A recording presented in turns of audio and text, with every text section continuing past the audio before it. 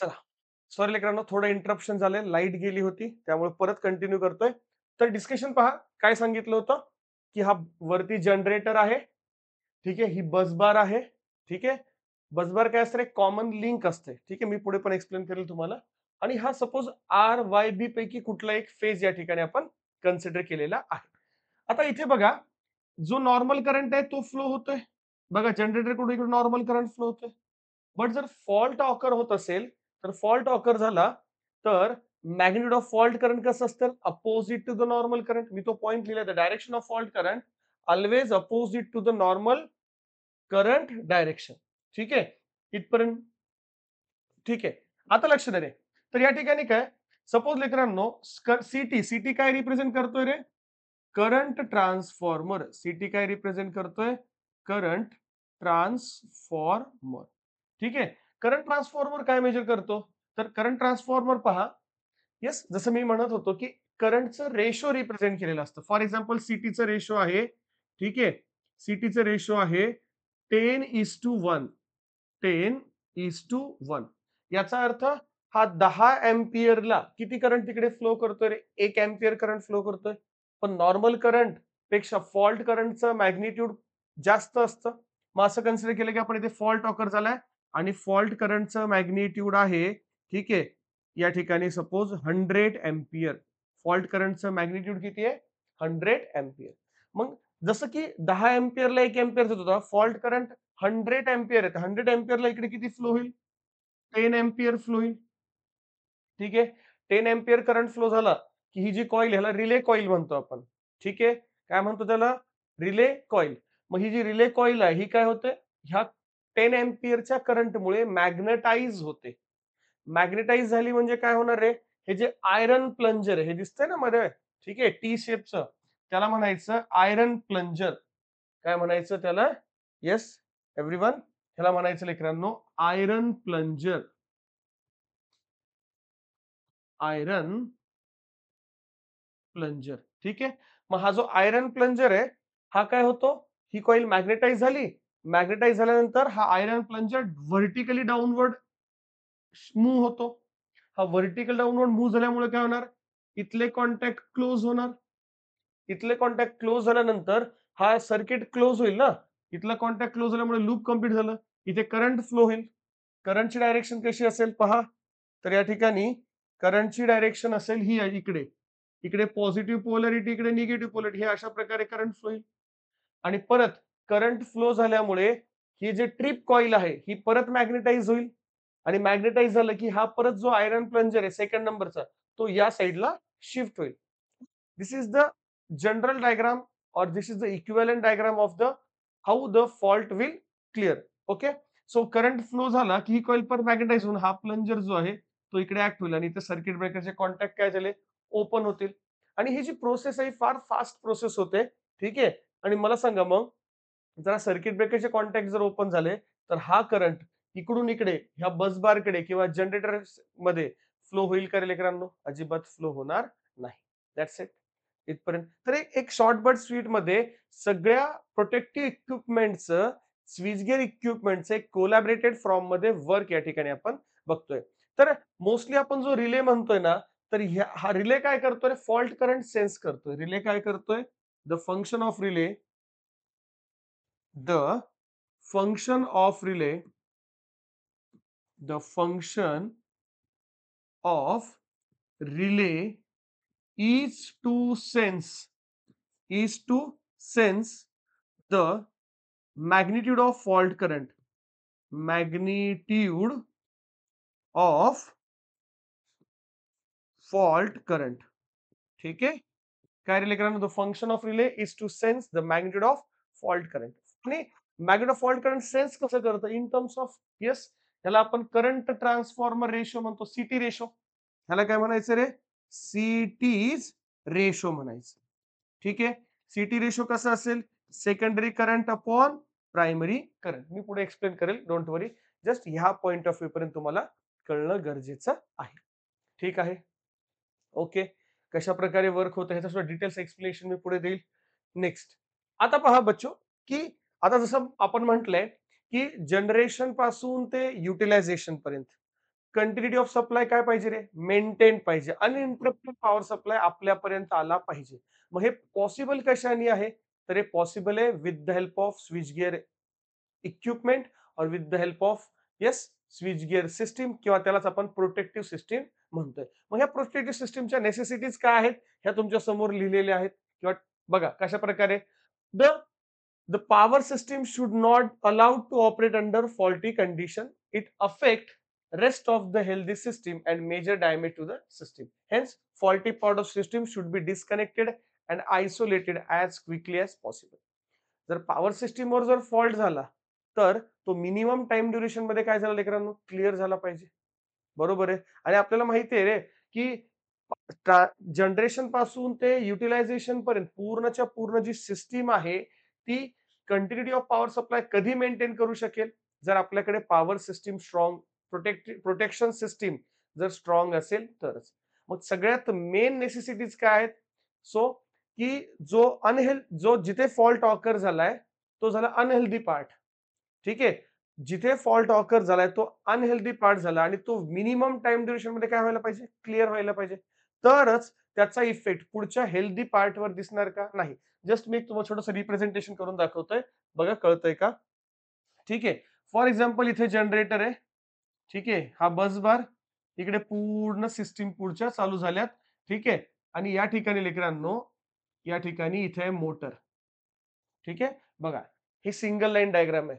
Generation to utilisation motor या ठिकाणी three phase supply इकडे आणि थ्री फेज मोटर इथे. आता इथे फॉल्ट ऑकर झालाय. येस. तर हा फॉल्ट कुठे ऑकर होतो? अपोजिट डायरेक्शन मध्ये अपोजिट डायरेक्शन कडे फ्लो होतो. Yes or no? येस. याचा इफेक्ट कुठे होतोय? सपोज मी म्हटलं की हा जो आहे तो फॉल्ट ऑकर झालाय तर हा अनहेल्दी सिस्टीम झाली. काय झाली आहे? Unhealthy system. बट जिकडे फॉल्ट ऑकर झाला नाही ती काय रे? हेल्दी सिस्टीम आहे. ठीक आहे. तर सगळ्यात महत्वाचं ह्या पॉइंट वरून कळायला पाहिजे the power system should not be allowed to operate under faulty condition. ठीक आहे. It affect the rest of the healthy system and major damage to the system. ठीक आहे. सेकंड काय रे? आता पॉवर सिस्टीमचं पहिलं फंक्शन आहे की फॉल्ट डिटेक्ट करणे. पॉवर सिस्टीम किंवा प्रोटेक्टिव्ह सिस्टीमची पहिली नेसेसिटी काय आहे? अनहेल्दी सिस्टीमला लवकरात लवकर आयसोलेट करणे. कशापासून? हेल्दी सिस्टीम पासून. That's it. ओके. परत दुसरं काय रे? की फॉल्ट लवकरात लवकर डिटेक्शन करणे आणि तो आयसोलेट करणे. The function of fault detection and isolation of faulty part is done by the protective system. ठीक आहे. The protective system is needed at every stage of the power system. म्हणजे generation पासून ते distribution पर्यंत प्रत्येक सिस्टीमला start to end आपण काय केलं की प्रोटेक्टिव्ह सिस्टीम दिलेलीच आहे. असलं कुठलीही सिस्टीम नाहीये फ्रॉम जनरेशन टू युटिलायझेशन की जिथे प्रोटेक्टिव्ह सिस्टीम दिली नाही म्हणून. ठीक आहे. प्रत्येक ठिकाणी सिस्टीम लागेल. So this is the necessity of the protective system. Next. So what are the different functions? आता प्रोटेक्टिव्ह सिस्टीम आहे त्याचे फंक्शन्स कसे असले पाहिजे? तर there are total 7 functions. There are total 7 functions of protective system. Protective system म्हणजे काय? की जी फॉल्टच्या अगेन्स्ट काम करते त्याला काय म्हणतोय आपण? प्रोटेक्टिव्ह सिस्टीम म्हणतोय. ठीक आहे. मग ती कशी असली पाहिजे? सगळ्यात पहिले लेकरांनो सिलेक्टिव्हिटी. ठीक आहे. त्यालाच आपण डिस्क्रिमिनेशन असं म्हणतोय. ठीक आहे. दुसरी स्पीड. तिसरी सेन्सिटिव्हिटी, रिलायबिलिटी, सिम्प्लिसिटी, एडिक्युएटनेस आणि शेवटचं इकॉनॉमी. ह्या टोटल 7 फंक्शन्स आहेत प्रोटेक्टिव्ह सिस्टीमचे. ठीक आहे. बघा कशा प्रकारे रिप्रेझेंट केले. Primary function of the protective system is to detect and isolate all the fault component as quickly as possible, thereby maintaining the continuity of power supply. सगळ्यात महत्वाचं हा आहे. Yes continuity of power supply. मग आता selectivity काय? Selectivity काय रे? It is the ability of the power protective system to select the correct fault location. Yes, selectivity is the ability of the protected system to select correctly the faulty part of the system and disconnect the fault without disturbing the rest of the system, without disturbing the rest of the system. आता for example बघा इथे generator दिसतोय. ठीक आहे. हा transformer आहे. Generator transformer हे दिसतंय हे सर्किट ब्रेकरची लोकेशन आहे. ठीक आहे. या ठिकाणी सर्किट ब्रेकरची लोकेशन ही क्रॉस. ठीक आहे. बघा इकडून एक जनरेटर दिलंय. हे दोन्ही अल्टरनेटर एकमेकांना पॅरलल आहेत. हे दोन्ही अल्टरनेटर एकमेकांना कसे आहेत? पॅरलल आहेत. मग आता सपोज फॉल्ट लक्ष इकडे फॉल्ट जर इथे झाला लेकरांनो, फॉल्ट F2 फॉल्ट ऑकर झालाय. तर F2 फॉल्टला काय करेल रे? सर्किट ब्रेकर 3 ऑपरेट करेल. तो इकडे येऊ देईल का? नाही. That's it.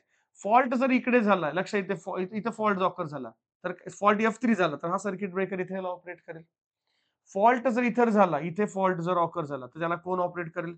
Circuit breaker 1 operate करेल. हा जर सर्किट ब्रेकर ऑपरेट करू शकला नाही, तर पुढचा सर्किट ब्रेकर 2 ऑपरेट करेल. येस, हे पुढे आपण डिस्कस करतो. पण तुम्हाला लाईन बाय लाईन असावं म्हणून मी अशा प्रकारचं रिप्रेझेंटेशन इथे केले. सिलेक्टिव्हिटी काय रे? Selectivity is the ability of the protective system to select the correct fault location and disconnect it as quickly as possible without disturbing the rest of the system. ठीक आहे. सेकंड सेकंड काय बच्चो, discrimination मध्ये सुद्धा तोच आहे. म्हणजे सिलेक्टिव्हिटी आणि डिस्क्रिमिनेशन म्हणजे काय रे? तर protective system should be capable to discriminate between the faulty section and म्हणजे healthy section and unhealthy section.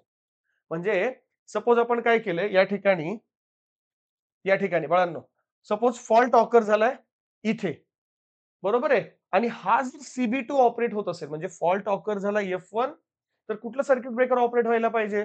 CB1. पण जर फॉल्ट ऑकर झाला F1 ला आणि CB2 जर ऑपरेट होत असेल, तर याचा अर्थ डिस्क्रिमिनेशन प्रॉपर आहे का रे? नाहीये. कळतंय? जस्ट कॅज्युअली जर बोलायचं झालं, ऐका ना, डोकं दुखतंय, तर डोक्याची गोळी खाण्याऐवजी जर पोटाची गोळी खाल्ली, तर पॉसिबल आहे का रे? नाही. जो आजार झालाय त्या आजाराचीच गोळी खावी लागेल ना. सेम वेनी ज्या लोकेशनला फॉल्ट ऑकर झालाय तोच सर्किट ब्रेकर ऑपरेट व्हायला पाहिजे. जर इकडला CB2 ऑपरेट होत असेल, तर याचा अर्थ डिस्क्रिमिनेशन प्रॉपर नाहीये. ठीक आहे? चला पहा. So discrimination means identifying the difference between the normal condition and abnormal condition. त्याचप्रमाणे या ठिकाणी मी लिहितोय healthy system and unhealthy system. Unhealthy system. ठीक आहे. Healthy system and unhealthy system. परत दुसरी गोष्ट, प्रोटेक्टिव्ह सिस्टीम कशी पाहिजे? What should be the function of protective system? It should be speed कशी पाहिजे? Very fast. म्हणजे फॉल्ट ऑकर झाला की विदिन मिनिमम टाइम ड्युरेशन मध्ये फॉल्ट हा क्लिअर झाला पाहिजे. बघा काय लिहिलंय? The relay should disconnect the faulty section as fast as possible without disturbing the healthy part of the system किंवा without disturbing the rest. Yes, rest of the system, rest part of the system. ठीक आहे. झालं. काय काय लिहिलं इथं? Electric equipment may be damage if it is carries fault current for a longer time. हे सांगायची गरज नाहीये. ठीक आहे.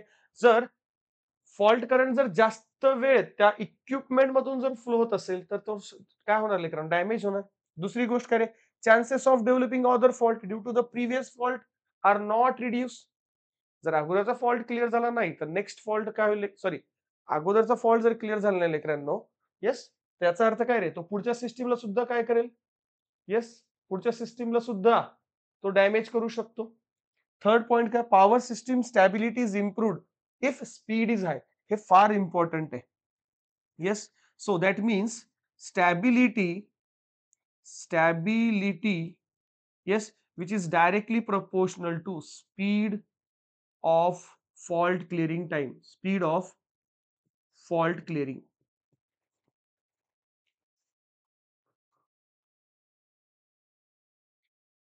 Yes, speed of fault clearing. इथपर्यंत काय अडचण? Stability is directly proportional to speed of fault clearing. जेवढं स्पीड ऑफ फॉल्ट क्लिअरिंग जास्त असेल, स्टॅबिलिटी सुद्धा जास्त असेल. ठीक आहे. So this is the second function of the protective system. What about the next? Sensitivity. आता बघा ना रे, फॉल्ट करंट, आता फॉर एक्झाम्पल लक्ष इकडे, सपोज इथे रिले आहे. येस, रिलेचं सपोज मी म्हणेल पिकअप, तुम्हाला मे बी कळणार नाही हे शब्द वापरले, पिकअप करंट आपण युज करतो. मी जस्ट तुम्हाला सिंपल म्हणतोय की रिलेची रेटेड कॅपॅसिटी किंवा रेटेड व्हॅल्यू आहे 5 अँपियर. किती आहे रे बाळांनो? म्हणजे रिले किती अँपियर? रेटेड करंट व्हॅल्यू किती आहे? 5 अँपियर. आणि पुढे लिहितोय मी फॉल्ट करंट. ठीक आहे. फॉल्ट करंट 5 आहे, इथं लिहितोय मी 5.1 अँपिअर. काय लिहिलं रे या ठिकाणी? 5.1 अँपिअर. किती अँपिअर करंट असेल दोघांचा डिफरन्स केला तर 0.1 अँपिअर करंट. तर the the protective system, the function of the protective system must be sense the minimum actuating quantity. Sir तुम्ही एक शब्द वापरला ऍक्च्युएटिंग क्वांटिटी. ऍक्च्युएटिंग क्वांटिटी म्हणजे काय रे? Voltage current.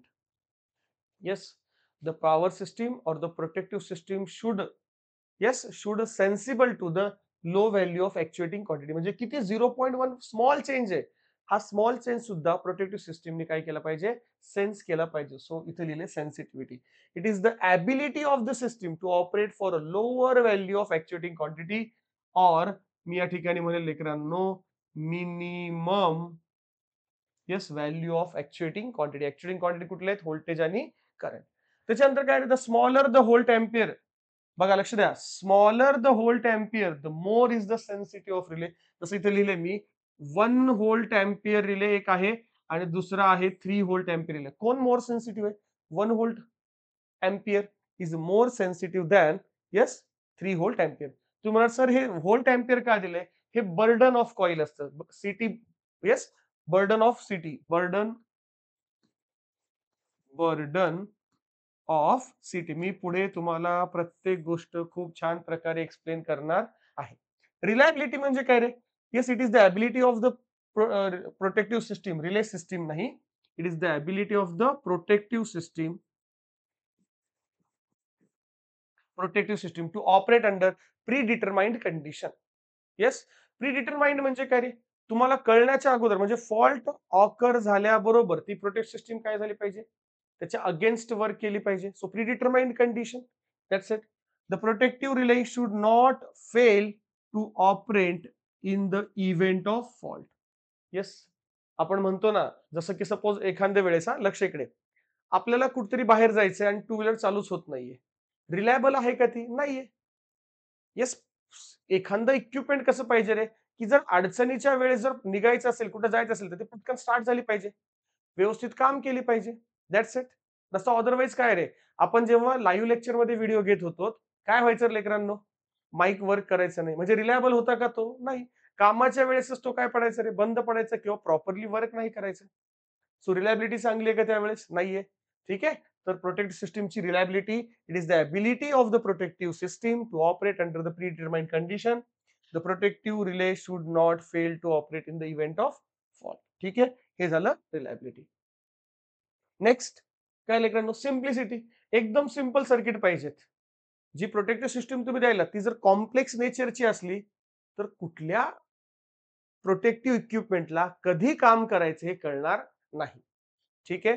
म्हणून काय आलंय या ठिकाणी द रिलेइंग सिस्टीम, रिलेइंग म्हणा किंवा the protective system should be simple. इथे लिहितो रिलेइंग सिस्टीमच्या ऐवजी इथे लिहितोय प्रोटेक्टिव्ह सिस्टीम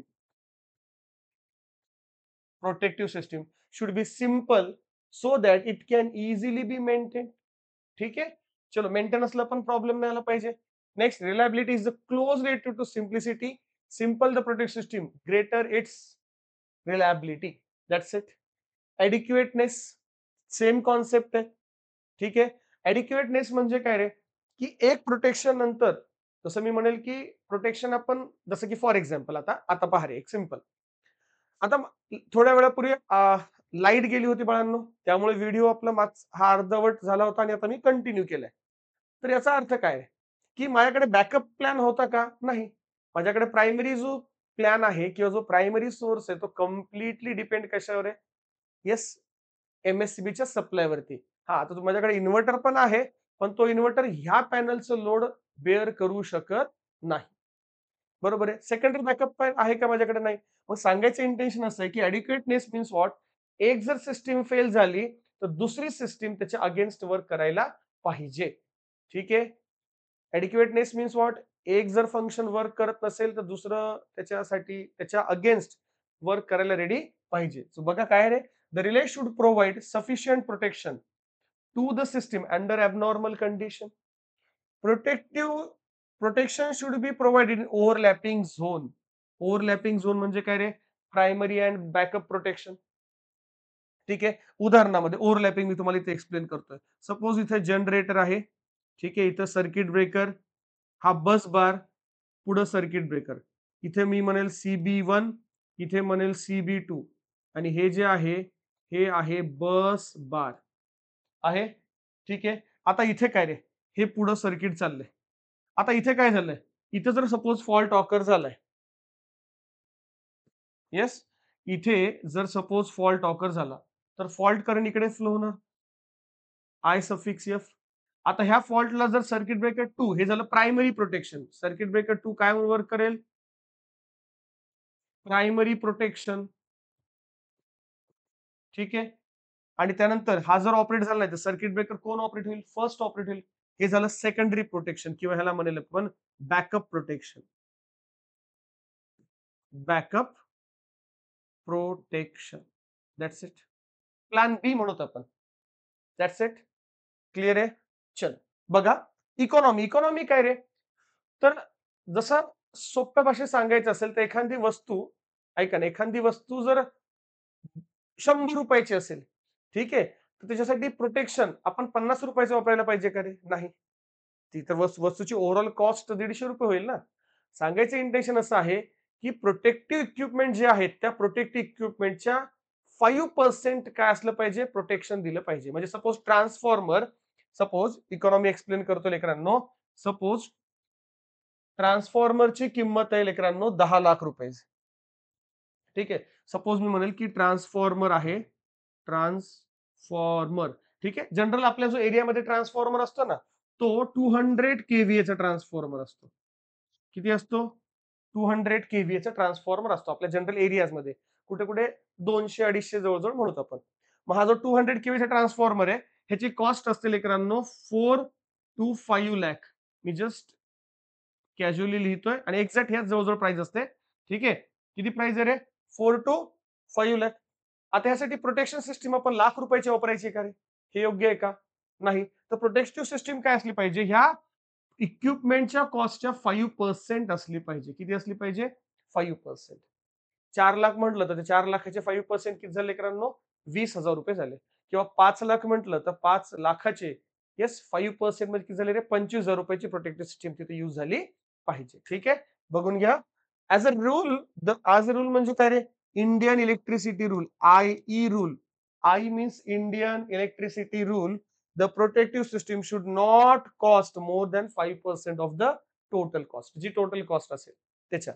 ठीक आहे. पुढे काय however the equipment to be protected is at most important generator, main transmission line. Yes. Then more expenses are allowable. ठीक आहे. एकदम ह्या टोटल झाल्यात 7 function of the protective system. That's it. ठीक आहे. प्रयत्न करतोय मॅक्सिमम पॉइंट तुम्हाला नोट्स मध्ये एक्सप्लेन करता यावे जेणेकरून तुम्हाला नोट्स पण छान तयार होतील. ठीक आहे. आणि जेवढ्या छान नोट्स तुमच्याकडे तयार होतील लेकरांनो, तेवढाच छान मार्क्स सुद्धा तुम्हाला एक्झाम मध्ये पडणार आहेत. ठीक आहे. नक्कीच. चला, हा व्हिडिओ थांबवतोय. नेक्स्ट व्हिडिओ आपण भेटूच. थँक्यू.